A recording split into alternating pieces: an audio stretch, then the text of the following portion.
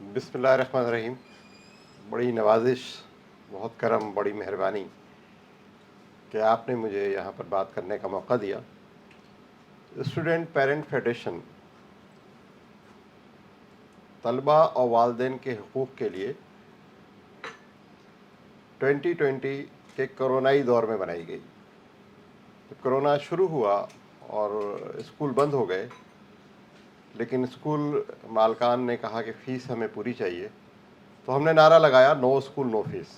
اور وہ know school نو face کا نعرہ پورے ایشیا میں، ترکی میں، بنگلہ دیش میں، انڈیا میں بہت زیادہ مشہور ہوا.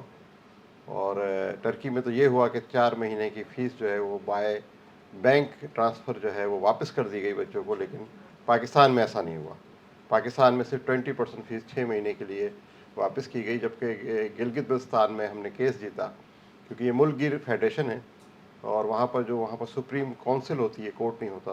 اور انہوں نے فیصلہ کیا کہ 30% فیس جو ہے وہ اسکول پیرنٹ دے گا اور 30% فیس جو ہے وہ گورنمنٹ دے گی، اور 40% یعنی 30% فیس دی گئی. اور ہم نے 18 مہینے کی بند اسکولوں کی فیس دی. بہرحال تو پاکستان میں جو ایجوکیشن کے نام پر کرائم ہو رہا ہے، پاکستان میں کاپی پیسٹ کر ایم بی اے پڑھایا جا رہا ہے، 48 سبجیکٹ پڑھائے جا رہے ہیں. 48 سبجیکٹ میں سے 60% کورس پڑھایا جا رہا ہے. 3.68 جی پی اے دیا جا رہا ہے. اے سی سی اے آج تک کوئی بچہ مکمل نہیں کر سکا، اے سی سی اے پڑھایا جا رہا ہے. کیمبرج بورڈ میں تقریباً ہم 29 ارب روپے دیتے ہیں فیس کے، اور 29 ارب جس کیمبرج بورڈ کو جو اے لیول اور او لیول کرنے کے لیے دیتے ہیں، وہ یورپی یونین کے 24 میں سے 21 ممالک میں ایبسلیٹ ہو چکا ہے. تو ہمیں پتہ نہیں ہمیں کیا پڑھنا ہے. ہمارے ٹیچرز کو نہیں پتا ہم نے کیا پڑھانا ہے. جب آن لائن کلاسز شروع ہوئیں اور جب ٹیچر سامنے آیا زوم کے اوپر اور جب بیٹھے، تو پتہ چلا کہ ٹیچر کو تو پڑھانا ہی نہیں آ رہا، اس کو ٹیچنگ کا پتہ ہی نہیں ہے. تو ایک پروگرام میں شفقت محمود صاحب سے میں نے کہا کہ یہ تو آئی واش ہے. تو انہوں نے کہا کہ آپ غلط کہتے ہیں. بعد میں خود انہوں نے ایڈمٹ کیا کہ ہاں یہ آئی واش ہے. آن لائن ایجوکیشن ممکن اس وجہ سے صحیح نہیں ہے کہ جب تک پڑھانے والے کا پڑھنے والے سے آئی بال ٹو آئی بال کانٹیکٹ نہیں ہوگا، وہ صحیح ایجوکیشن نہیں دے پائے گا. تو بہرحال ہم اس پر کام کر رہے ہیں، اور الحمدللہ رب العالمین ہم نے کافی چیزیں کی ہیں. کراچی کے انٹر بورڈ کے جب رزلٹ آئے لاسٹ ایئر، تو ہم نے وہاں پر احتجاج کیا اور 30 دن میں 18 مظاہرے کیے. میں سمجھتا ہوں سہیل وڑائی صاحب بیٹھے ہوئے ہیں، ہمارے سینئر ہیں، کہ کسی بھی پولیٹیکل پارٹی میں اتنی جان نہیں ہے کہ 30 دن کے اندر 18 مظاہرے کر دے. اور پاکستان کی تاریخ میں پہلی دفعہ 15% ایکسٹرا مارکس جو ہیں وہ اسٹوڈنٹس کو دیے گئے. ایڈمٹ کیا گیا کہ ہم نے اسسمنٹ غلط کی گئی ہے. ایگزامینیشن کا بھی آپ دیکھیں، پتھر کے زمانے کا پروسیجر ہے کہ آئیں فارم جمع کرائیں، جمع کریں، کاپی دیں. بھائی ڈیجیٹل زمانہ ہے، ایم سی کیوز کے 100 کوشچن دے دیں اور بولے کرو جتنی نقل کرنی ہے کریں. O M R optical mark reader machine سے اس کو چیک کرا لیجئے، بہت ایزی ہے. تو ہم نے اس پر ریسرچ کی ہے، اور میں یہ سمجھتا ہوں کہ اسٹوڈنٹس پیرنٹ فیڈریشن کی ریسرچ جو ہے وہ پاکستان میں ایجوکیشن کے فروغ کے لیے ایک اسٹ ہوگی. پنجاب میں جو 5000 اسکول فرسٹ اسٹیج میں این جی اوز کو دیے گئے ہیں، ہم اس کے بھی مخالف ہیں.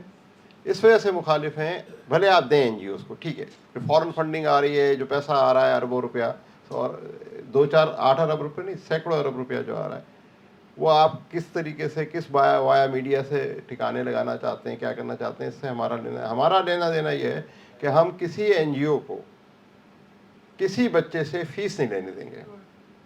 کیونکہ 25A جو آئین کی شق نمبر 25 جو 18ویں ترمیم میں شامل کی گئی تھی کہ 5 سال سے 16 سال تک کے بچے کی ذمہ داری ایجوکیشن کی ریاست کی ہے. جب ریاست کی ذمہ داری ہے 5 سال سے 16 سال تک کے بچے کی، تو یہ پرائمری اور سیکنڈری ایجوکیشن کے لیے اسکولوں کو آپ اجازت نامے کس آئین کی شق کے تحت دے رہے ہیں؟ ریاست کی ذمہ داری برداشت کریں. اور یہ ریاستی جو اسکول ہیں، جو سرکاری اسکول ہیں، 36,000 اسکول ہیں سرکاری پنجاب کے اندر. اور سندھ میں تو کمال ہو گیا کہ پنجاب کے مقابلے میں سندھ کی آبادی آدھے سے بھی کم ہے، اور وہاں پر 49,000 اسکول ہیں. اور ابھی وزیر تعلیم صاحب نے فرمایا کہ 20,000 اسکول بہہ گئے سیلاب میں، اور 60,000 ٹیچر ہم نے نئے بھرتی کر لیے. تو میں نے ان سے سوال کیا کہ صاحب وہ جو 20,000 اسکول بہ گئے ساتھ میں ٹیچر بھی بہ گئے کیا، جو آپ 60,000 نئے لوگ بھرتی کر رہے ہیں. تو اس کی پاداش میں انہوں نے ایک FIR کٹوا کے مجھے حیدرآباد جیل بھجوا دیا. بہرحال یہ تو ہوتا ہے.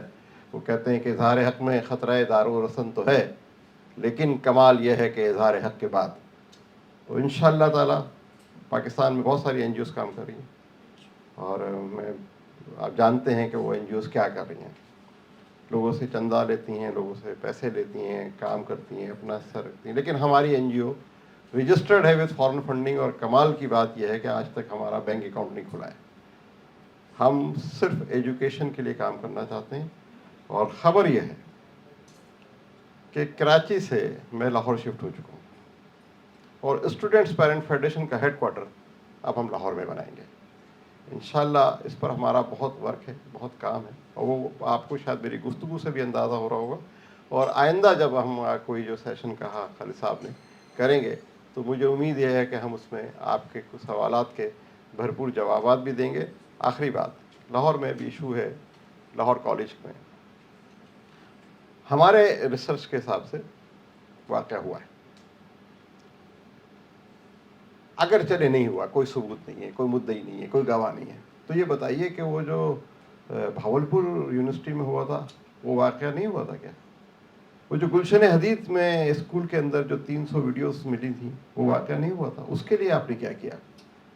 تو اب آپ کو لگام دینی پڑے گی اس کو. اور جو ہیوی فیس ہے، زیادہ فیس ہے، سال میں 13 مہینے کی فیس ہے، اینول فیس بھی دیں جی، کاپیاں کتابیں بھی ہم سے خریدیں. جو 200 روپے کلو، جو 250 روپے کلو کاپی مل رہی ہے اردو بازار میں، وہ ایک ایک کاپی 250 روپے کی بیچ رہے ہیں. یونیفارم بیچ رہے ہیں. اچھا پہلے ایک یونیفارم ہوتا تھا، اب 8 یونیفارم ہے. PT ڈریس بھی لو، تائیکوانڈو کا ڈریس بھی لو، فلاں بھی لو، فلاں بھی لو. نہیں اچھا یوم دفاع پر فوجی ڈریس بھی لو، اور پاکستان ڈے والے دن میں جو ہرا اور سفید ڈریس وہ بھی لو. یہ کاروبار ہے. اور جہاں تک تعلیم کا، تو پہلے اسکولوں میں پڑھایا جاتا تھا، اب پڑھایا نہیں جاتا، اب ہوم ورک دیا جاتا ہے کہ گھر جاؤ پڑھ کر آؤ. پڑھو خود، سامان ہم سے خریدو. Thank you very much.